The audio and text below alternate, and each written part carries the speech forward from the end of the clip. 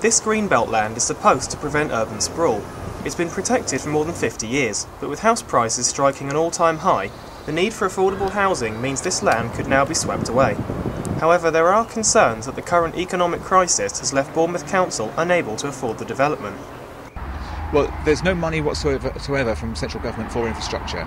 So the problem is that up to 48,000 new houses get built with no money for additional roads, no money for additional health facilities, for water, for sewerage. There's nothing coming from central government at all for any of that, and that's the problem. The councils don't have the money, and so there's going to be a real issue over getting those kind of services to support all of this additional development that's going to take place. Much of the development will take place in the Wimborne Green area, where the cost of additional road building alone is expected to cost in excess of £1 million.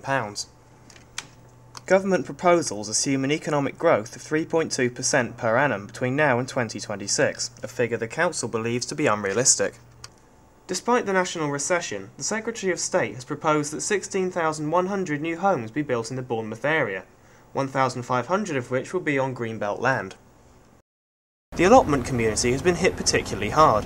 Despite having a waiting list of 300 people, the Long Barrow Allotment Association's request for new land was rejected in order to free up land for development, while some allotments, like this one in Wimborne, have been threatened with closure.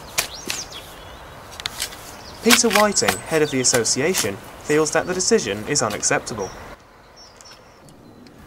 Councils are legally obliged to provide allotments. They don't provide it because they're nice people, they're legally obliged to do so. When asked about the development, Secretary of State Baroness Andrews said, "The government is committed to ensuring that new development is accompanied by infrastructure and services through our new community infrastructure levy and specific funding to support new homes in growth areas.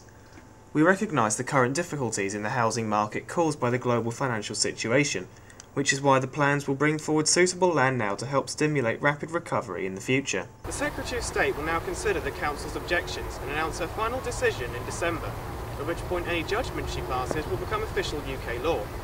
Local councils are already banding together in the hope of inciting a judicial review, but with their opinions currently being ignored by central government, it seems that both the Council and the people of Bournemouth may be headed for yet another economic hardship. Joe Martin, Moment News in Bournemouth.